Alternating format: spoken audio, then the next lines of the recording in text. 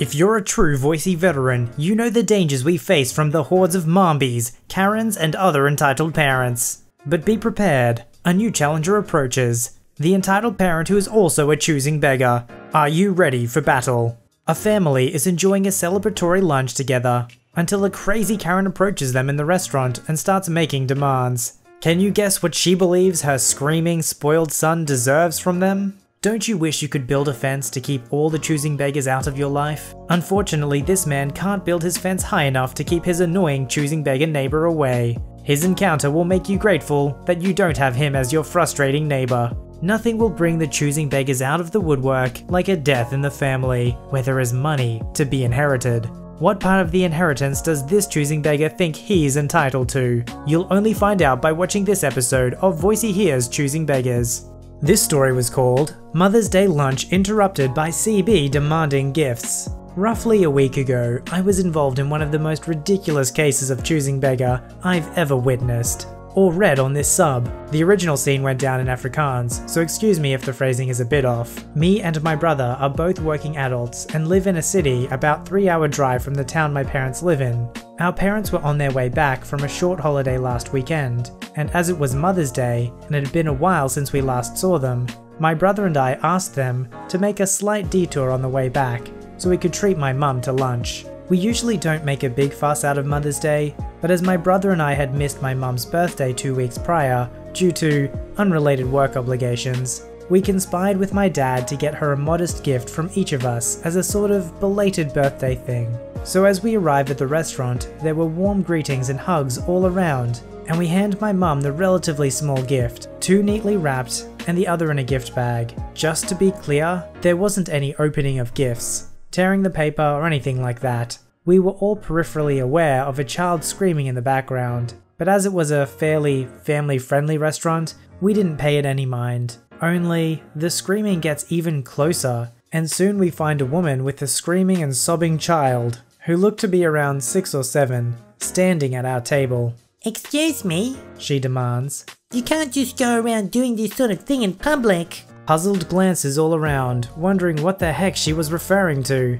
I share a look with my brother, seeing him mouth what I realized in hindsight was the name Karen. Because darn if she didn't fit the stereotype perfectly, haircut and all. I'm sorry, what? My brother asks in genuine bafflement. "Opening gifts in public." She spits in a way that suggests we might as well have been fornicating at the table. "Now he's crying since he didn't get any." She continues with a vague gesture at the sniffing, sobbing, red-eyed child, who looks like he ran afoul of 3 different strains of bronchitis. I was stunned speechless by the sheer temerity of the woman, but across the table my dad is visibly winding himself up to give this woman the tongue lashing of the century.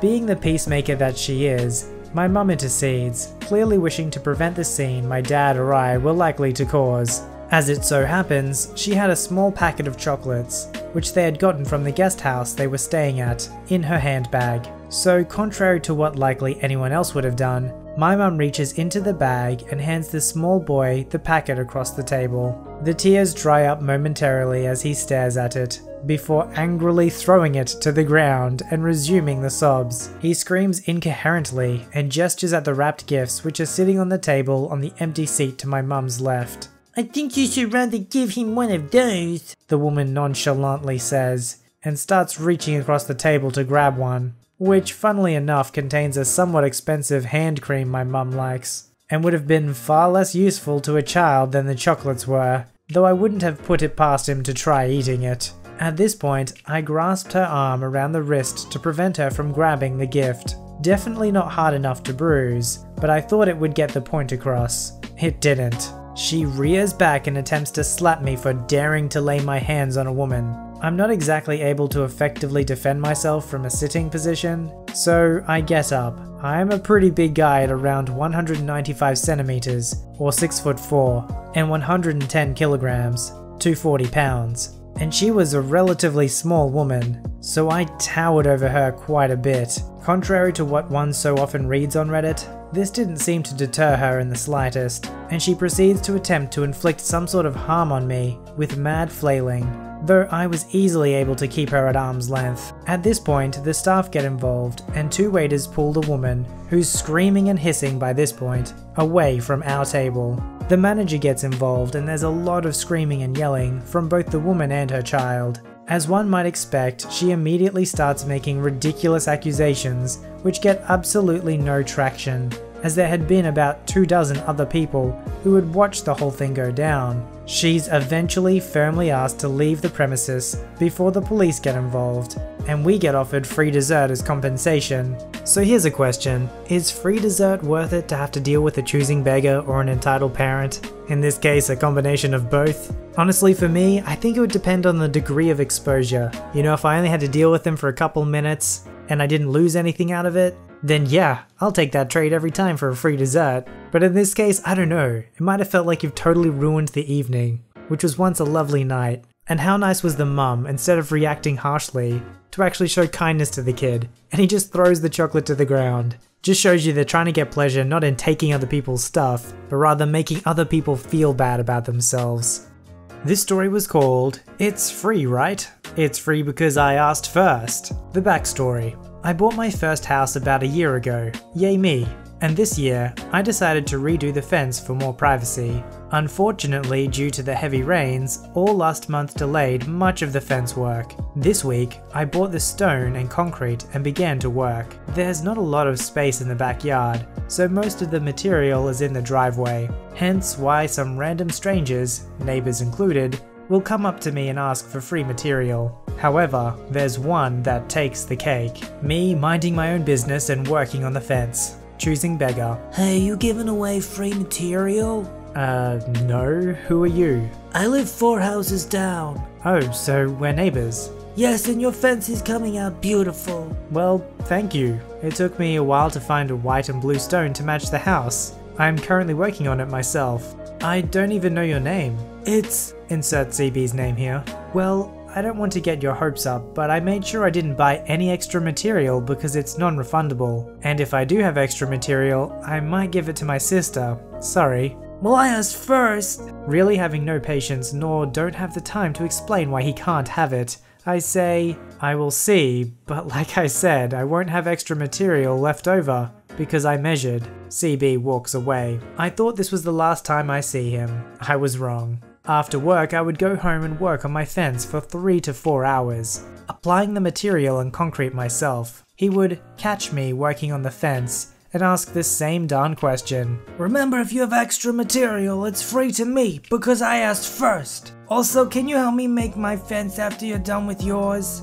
I would answer the same. I made sure I have no extra material. And no, I won't help you because I'm usually tired from work. Yesterday I was working on my fence and guess who walks by? CB across the street watching as I work. He comes over and starts measuring my fence. I look up puzzled and confused until I say, "Excuse me, what are you doing?" CB comes with a tape measure. I'm measuring your fence, making sure it's in your property line. Also calculating to see how much extra material you would have. So it seems you might have 4 boxes of stone left over. And that means I would have to buy 3 or 4 more boxes. How much did a box of stone cost you? Excuse me, but I would appreciate if you stopped bothering me. I am working on my fence. If you need material, go buy it at the store. And please stop bothering me. But how much did each box cost? Go to the store and buy material yourself. A few hours later, I'm still working on my fence. CB comes up to me mad. You didn't tell me each box cost X amount of dollars?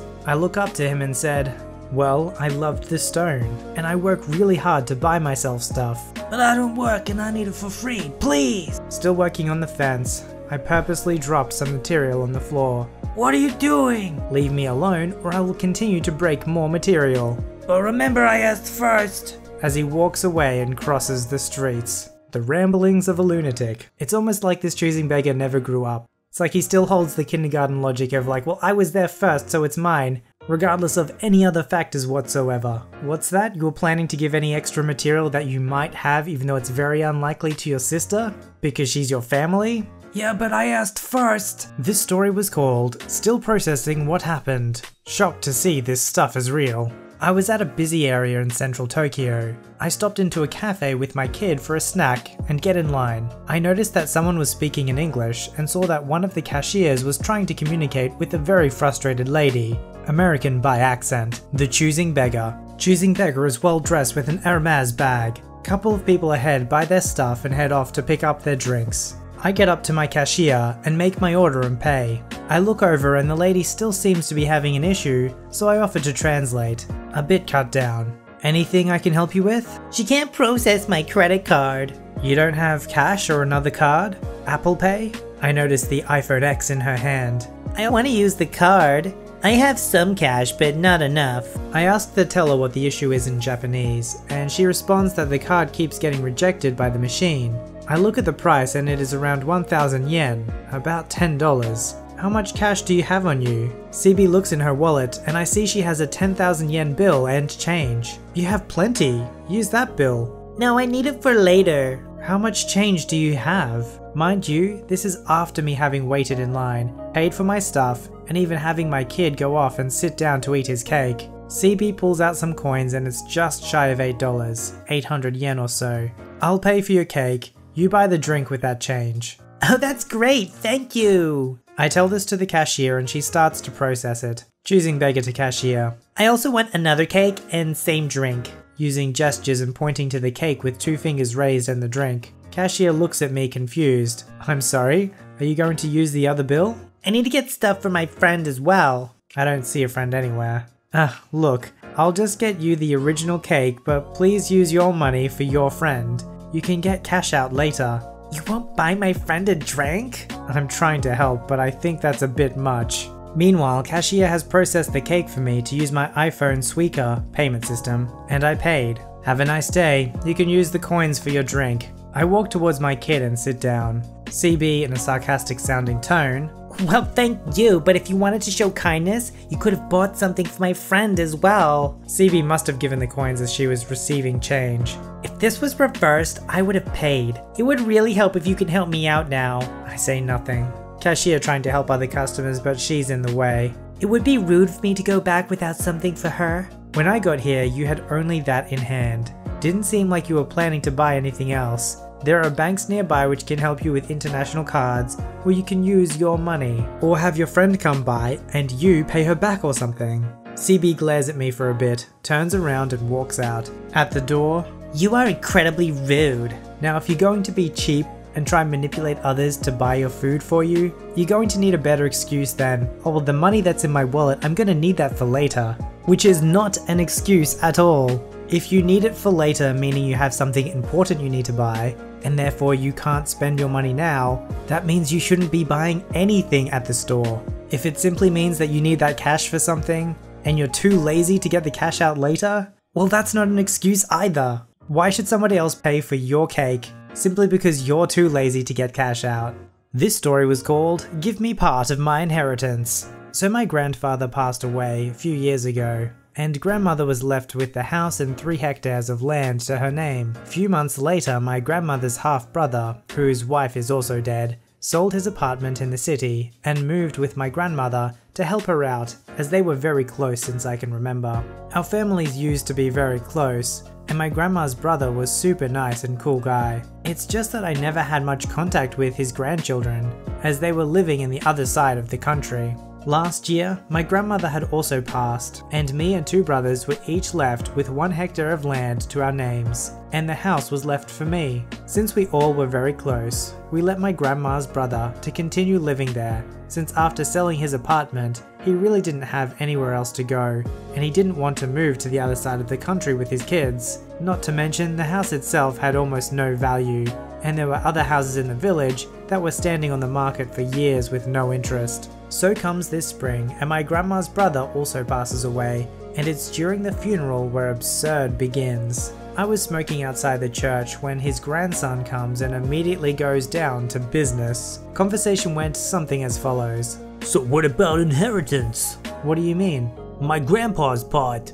Didn't he buy you a car and gave you money for a down payment on your apartment? Yeah, but he sold his apartment and gave me money. It wasn't inheritance. I'm talking about inheritance of the house and lands where he lived. Well, the house and lands belong to my grandparents, Your grandfather had nothing to do with it. You can feel him getting irritated. But my grandfather lived here, so surely it belongs to him. We let him live there because he didn't want to move. He never had any ownership. But what about all the help he gave to your grandmother? Surely he deserves some reward for being so helpful. It doesn't change anything. The house and the land belongs to us for more than a year now, since it was my grandmother's. He was being very irritated. He deserves some part of inheritance, and I will be demanding my rightful part. Dude, you got your part when your grandpa sold his apartment and gave almost everything to you and your mum. He lived there, so the part also belongs to him and his family, and we will be making a claim.